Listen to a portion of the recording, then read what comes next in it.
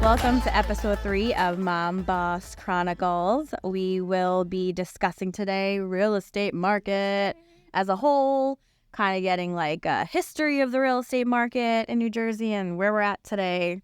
Sure. Jen, start us off. Sure. You've got the most history. I've had my license longest in this group. I got my license back in 2007. Whoa. I know, isn't that crazy? Old. No. I feel it after saying it because it's just wild how long ago that was. Wonderful time to start real estate. Yeah. Tell us about that. Sure. So I graduated from Rowan with a history degree. Nice. I know. I love history. And it was a good 4 years. Yeah. So, I mean, I graduated with a history degree and I also studied education there, but I decided while I was in college that I didn't want to pursue it. Yeah.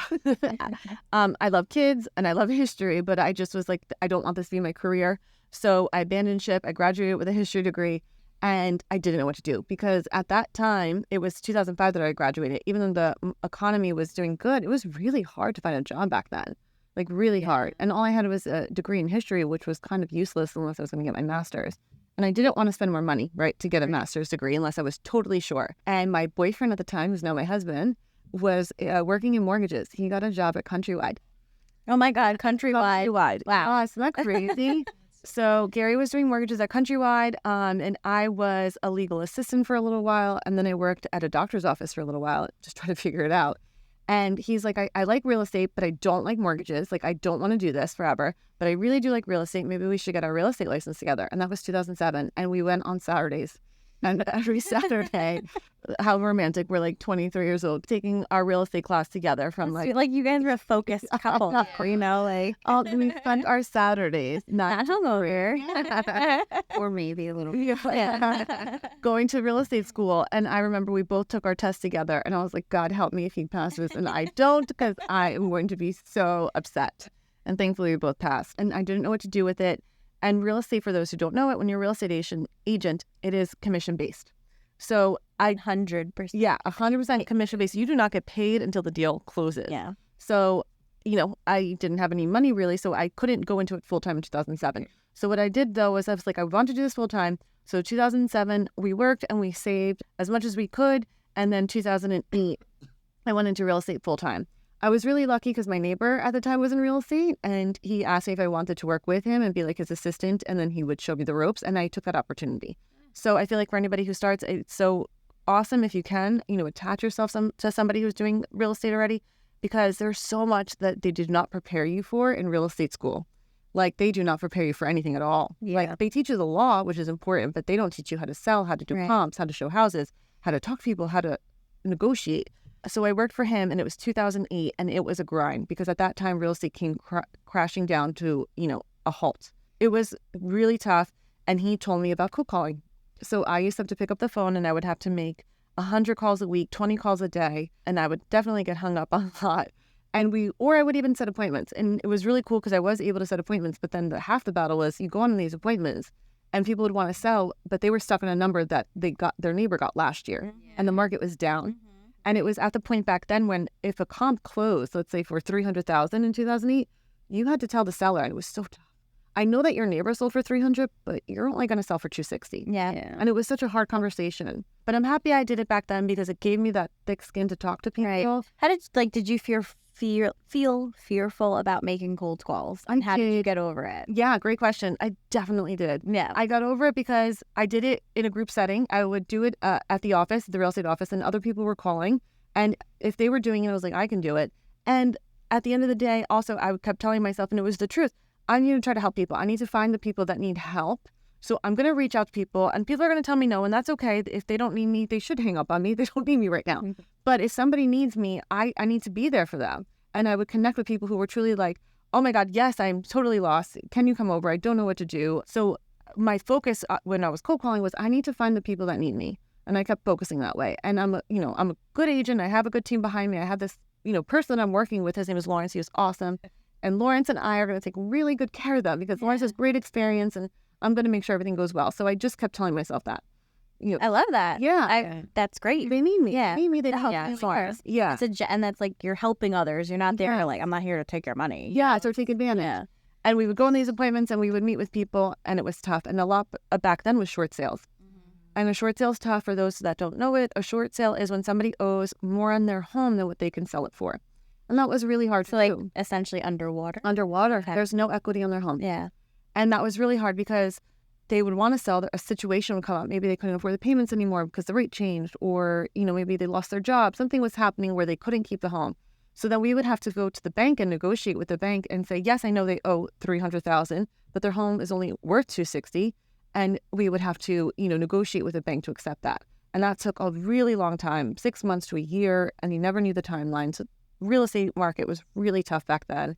And then you had buyers who were, wanting to buy, but then scared because would the market keep going down? Mhm. And it was really hard to convince buyers from 2008 to 2011 to buy. I was actually going to buy a condo in Jersey City in 2008. Okay. And I would have like $300,000 on it, but it was 2008 and people were getting laid off and everything happened and Lehman closed down and The I'm like, world was in I was just a little person at the firm that I worked for at the time, but I was so afraid that I was going to get laid off. I didn't, thankfully, but I backed out of the deal, and I'm sure a lot of people had that same that mindset, thought process about. Yeah, absolutely. Yeah. People would back out, and I totally, even if I got a buyer to commit, right? Like, let's say we signed a contract, we're in an interview, half the times it died in inspection. The littlest things would freak them out. Yeah. They were like, well, that roof is 10 years old and they're supposed to be replaced every 20. It's older. Oh gosh. Yes. And I'm like, I know, but it's a really nice neighborhood, but people were scared. Yeah. So scared. So it was a really tough market. Thankfully, It's like a wonder you stayed. Right. Honestly, like you definitely had trial by fire. yes. And thankfully, I had Gary, my boyfriend at the time. He was also, working with me full time now in this point in real estate. He was doing property management at that time, but also real estate license agent. And I had Lawrence who kept saying, cycles come and go. Hang in there. This isn't going to last forever. Cycles come and go. He's like, I've been in it for a long time. I've seen the ups and the downs. You got to It's hang. such a good mentor. He was kind of awesome. helped frame. Yeah. That's great. And my really good friend Marissa at the time, she was a college student at Rutgers and she was making money and doing really good. And she was my inspiration. So again, attaching yourself to the right people. And it was 2008. It wasn't honestly until 2012 that the real estate market started to turn. And I remember all of a sudden in 2012, people were buying the ugly houses. And that's how you know that the market was changing, because buyers were getting less particular. Because they had so much inventory back then, 2008, 2009, 2010, 2011.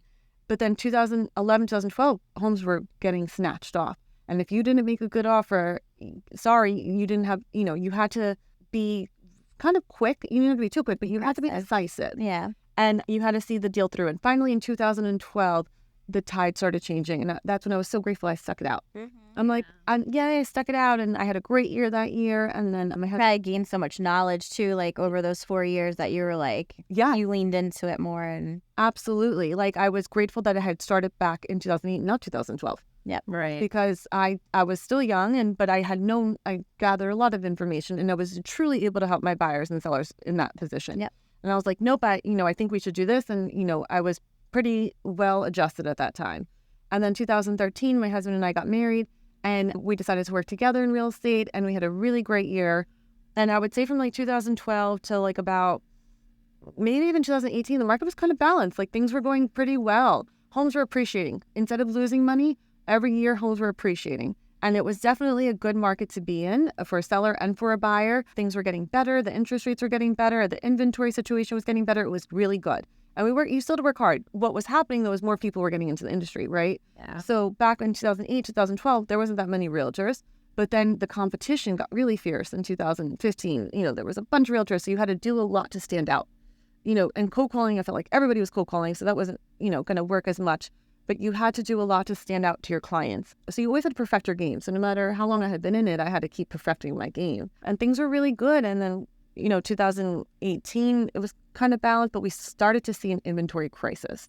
Mm-hmm. And do you want to talk, I guess, about because you started coming in there? I started in January of 2016. Okay. So, like you said, it was a great time to start for me, I would say, because the market was still a seller's market, I would say, but I mean, I guess kind of also a buyer's market. It was balanced. Yeah, it was pretty balanced. Yeah. I mean, I don't know what that means. Yeah, I know. My weekends would be full with buyer showings or listing appointments, and it was great. And people would see 6 homes in a day, I'd take one buyer out, we'd see 6 houses, and a couple days later we'd see another 6, and then they'd make up their mind, they'd put an offer, we'd negotiate a little bit, and it would get accepted. So it was wonderful. You're able to negotiate. You're able to negotiate. Like, yes. put in an offer to have the seller respond. Absolutely. Yeah. Yeah. So now when buyers want to negotiate, It's rare. there's just 9 times out of 10, it's just there's no negotiating. You're Yeah. going the other way. Yeah. So I definitely miss that. It was And it was like a healthy market because homes expired. So if a home was overpriced, you know what happened? It didn't sell. absolutely. And then people were like, well, maybe my price is too high. I need to readjust. We don't Yep. have that now. Yeah. I'll always tell people at the end of the day, if a house is not selling, they'll say, what's wrong with it? I say, it's the price. Even a house that's falling down will sell at the right price. Yeah. Someone will. Investors or, yeah, Absolutely. Yeah. Location, yeah. Yep. Even in this market, Mhm. So, yeah, that was 2016. I would say 2019 was the last year, really, of it being a little normal. Well, my house that I bought with you that you listed, I mean, Yeah, it was August, right? right. 2019. I got more than 30 days. yeah, I Yeah. remember because like there was time. price There was reduction. time for me to actually drive by it a couple times, Yes. like, and to figure that out, and like, yeah, and think about we negotiated, Yeah. and got it for under asking. Yep. Yeah. Same with the house I bought. I bought in Yep. September 2019 Wow. in a town I never thought I would be able to get into. And And a right opportunity came along. yeah, and we needed some updating and whatever. We've put a lot of money into the house, but it's, definitely, even if the market wasn't the way it is, it would definitely still be a great investment on our part. So we got fairly lucky on that. I have Gary to thank for that one. Because you Shout out also to have Gary, right?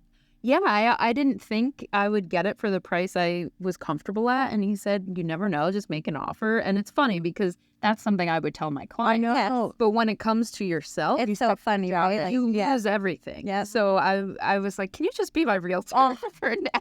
So, and he did. He negotiated the deal for me, That's which is so amazing. funny. So we got it for under asking price. And And it worked out. yeah, so I do have Gary to thank That's for that. I so honestly don't funny think that- I would have bought. Oh, that's It's so awesome. funny that like for ourselves, Yeah, everything kind goes of out the window. cripple a little bit, Yeah. Completely crippled. Yeah. Yes. Okay.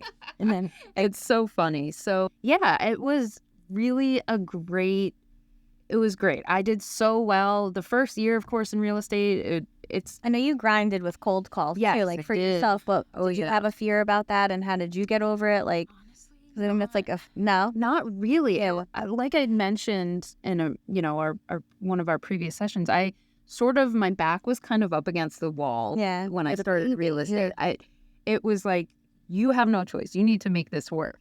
I have a baby to feed. Yeah, I was a single mom, so I just did it. It really, that was it. I just jumped. I did it. Like, and- people hung up on you. yeah, Okay. and what do I care? But it worked out. And do I want to do that now? No, but I've been doing this for Yeah. 7 years. So So good established. yeah, plan B. yeah, but it did work, and I did other things too. But yeah, it worked. I built my business, and I've been consistent pretty much every year. It's a consistent job for me, and it's great, or career rather. And obviously now we are facing market. It's a different market. We are facing some challenges. So and even though I've been in since 2007, I have never seen anything like this market. yeah, it's wild. And it's definitely uncharted territories, and I have no idea where we go from here. So we'll start to talk now about where we are. And we ended with 2019 because 2020 was the year that it really changed. That's when I started. Yeah. It was the fall, like late fall of 2020. Yeah. So you were even in as it was like crazy then. It was super because crazy. when COVID drops the rate. we were scared. We were scared. Danielle and I were in the middle of a West renovation. Yeah. No idea, who would have ever known. No, Yeah. So we had, right before COVID closed, February, Danielle, Gary, and I bought an investment property. COVID though. And we were like, oh, are we going to lose our money? Yeah, we were like, this was terrible, and we also got delayed. Something, I think it was like cabinets got delayed And because of it. because of COVID, and it ended up working out in our advantage because by the time the house was ready to In list, June, right? Was it ready?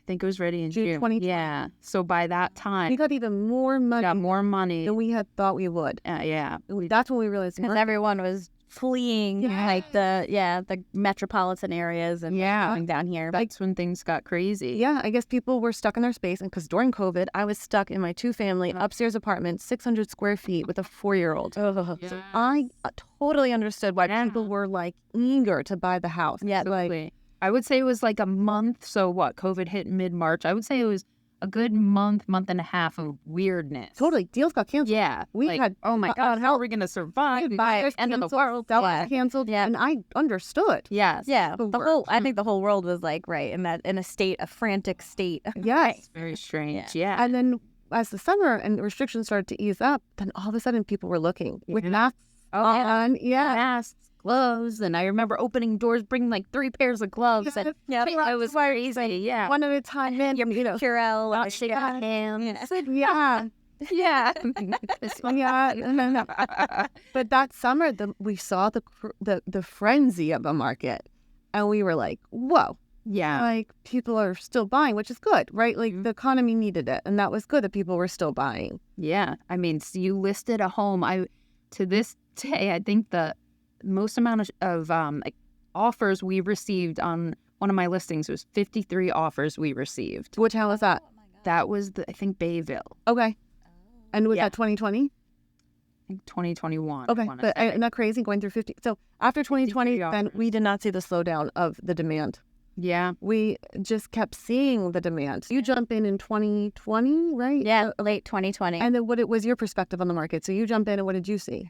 I mean, just basically kind of like trailing you guys along, like obviously knowing that the rates had gone down, that was a huge inspiration for people to buy, now's the time. And then sellers knowing that they could get, really top dollar for their houses, it was an intriguing thing to see. And, I think for me jumping in, it was obviously a great time to jump into the business because, some things were kind of handed on a platter, and also at an age where a lot of my friends were buying houses for the first time. So it all kind of came together very nicely. Yeah. But it was also challenging because you were going up against, crazy multiple bidding situations and like, how are you making your deal stand apart from the others? Because everyone's waiving inspection. Everyone's waiving appraisal, even if you didn't have contingencies and you're going up, cash, forget it. Selling their firstborn child. No, literally, that's what it kind of felt like. Yeah. Like so crazy. It was. I had never seen so many cash offers until 2020. Yeah. And that was just wild. I was like, where are you all getting this cash? I guess from? it's And like, where can I get it? Yeah, this just happened to me 2 weeks ago. I had an offer accepted from my buyer clients. It's a nice townhouse, Port Monmouth, 550. We were in attorney review and we got kicked out by a cash offer. And we tried increasing our offer. We tried waiving appraisal. It didn't matter. These people had cash and they are willing to go higher. And there's just nothing you can really do at that. I know. So Cash is king. Yeah. It's king. I'm, before this, obviously, had been multiple offer situations. Even when the market was bad, there were certain towns that stood out. And if a home was nice and there was a demand, you were going to get multiple offers. So I've been through the multiple offer situation. And by that was maybe multiple offers of 3 or 2 or 3. Yeah. Right? Yes. 5 to 7 over ask. I remember that was always kind of my line, not a line, but what I would tell my buyers. You'd be good, like 5,000 to 7,000 over asking price, and I thought that was a lot. Yep. Now it's 50,000 over asking. And you still don't know. On my last listing, I had 180,000 over ask. Yeah. I'm like, what? Yeah, Yeah. 180,000. 12 offers, like it's just but like it's interesting because there was a lull in the winter, Yeah. right? And now it seems like I think Hot again. like hot again. Yeah, it was almost like the market was a little frozen. Like people were. Well, it's crazy. So then, okay, so 2020, 2021 rates are great, right? And this is where I got scared because like 2021, I remember, I think it was Gary listed a house in Brick and there was 48 offers on it. And my heart broke for all the 47 other people who didn't get it. Because people were definitely upset and they wrote these letters and they'd find them and call them and be like, why didn't I get it? Yeah. And that was tough. And I'm like, oh my God, where do we go from here, right? And then I think the issue is definitely the inventory. So then 2022, last year, right, the rate started to change. Yep. And I feel like that needed to happen because they're definitely low for so long. Yep. And when the rate started to change, I thought, and so did other people, well, then the prices are going to come down or flatline. Right. They have No. Not really. I mean, Mhm. in some situations, I think depending and totally case by case situation, like some houses like are still kind of sitting, but no, it really didn't change. Yeah. If anything, homes are for people who are like in 2021 or 2022, like, oh, I'm just gonna wait. I'm gonna wait another year. I'm gonna wait to see what happens. Like, dude, Oh my you're gosh. missing out on Yeah. appreciation at this point. Like, And rents have gone up. Everything is so. I would say in the winter when there was that lull. I would say there was like a 2-3 month period where things sort of felt like they were flatlining a Right. little bit, and then they went up again. Yeah. So if something sold a year and a half ago for 400,000, now it's selling for 450. So we're even higher than the highest that we Yeah. had. So And with high rates too. yeah, so Yeah. people are waiting or like And paying high rates. right higher rate. And I think it has to do definitely with the inventory, which I keep saying, but that's one issue. Yes, we need more inventory, and I would say, while I think this might come across as like we're scaring people, but my buyers will say, should I buy? Is this a good time? I can't answer that question for you. All I can say is, if you can afford your monthly payment and you're comfortable, buy the house, because how much are you going to pay in rent? I know what's your That's your alternative is paying probably almost double in rent for a house and you don't know. what? Right. So that's my answer. And I don't have a crystal ball. I don't know what's going to happen. And real estate is very secular. I don't know where you're listening from, but we're here in New Jersey. I feel like for New Jersey and this area that we live in Monmouth County, I feel like it's only the pressure is going to keep growing. There's a lot of job growth in our area, which we're grateful for. So I feel like the pressure for this area, obviously other parts And living by the beach and quality of life and city, and you're easy into the city if you need to be. To your point, easy into Philly if you need to be, and generally, like, people around Monmouth County are just generally pretty laid back. and people are making it full time here, right? Like people are flexible with work. Right. So before, where they needed to be maybe Bergen County or up north, Mm-hmm. are like, you know what? I can commute 1 to 2 days a week from this area, Right. so I'm just gonna buy That here. condo in Long Branch on the beach. Yeah, so Take many the train in. Yeah. So the current state of the market is still pretty crazy. It is crazy. I mean, listen, I think my, outlook in the short amount of time I've been an agent compared to you guys is that, like, I think people adjusted to the rates. I mean, at the end of the day, Here, you need to buy a house. If you're in the market, you're going to buy a home. The rates aren't terrible compared to what most of our parents paid in the 80s. Your APR rate on your Chase card is like significantly higher. You know what I'm saying? So at the end of the day, like, what's 7% when you can also refinance down the line to get into the home of your dreams, or the home that's going to help you get to the home of your dreams?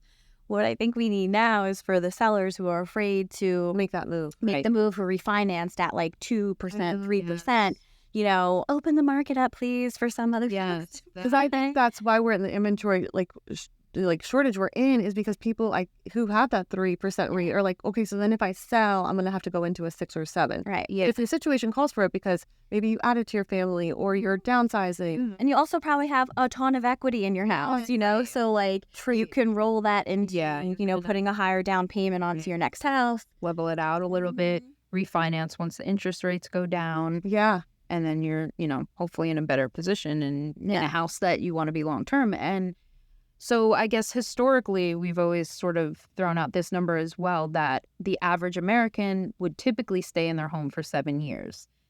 So I'm now in my 7th year of real estate, and it's interesting to see. I mean, I've had some people that I've sold houses to in the past. And at the 7-year Yeah, 7 years, they have sold. But I think if the market was a little more balanced, I would see a lot of these people that I sold houses to make that move because they're having kids and they want a better school district maybe. But I feel like people, like you said, it kind of feels stuck.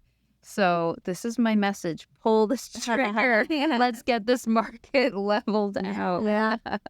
Yeah, because they're also afraid of, like, what can I pick from? Yes. It's okay, a vicious cycle. I'll take that higher rate, but what can I pick from? Right. But our job is to find that. Yes. So, Yeah, And it always absolutely. works out. And we have so many different creative ways to help, and Yes. there's no shortage of buyers, that's for sure. I mean, yeah, the definitely demand people. is still there. Absolutely. Yeah. So, yeah, I guess our PSA to the buyers is jump in. It's never, too late. It's like if you want a home, do it. Obviously, there's always going to be a million reasons why you shouldn't do it. Yeah. And if you follow, I'm sure not everybody's following other real estate investors, but real estate investors are still buying real estate. They are. You know what I'm saying? They see the silver lining, in all of this, and they're not afraid of rates. They're not afraid of, putting money into the real estate. It's a tangible asset. So one way or the other, you kind of can't go wrong, Wealthy people tend to own real estate. Yeah. And my advice too to buyers is, I know you want the shiny object, and I get it. People want the turnkey, especially if they only have a certain amount of money for their down payment. But if you can, buy the home that needs the work. Yeah.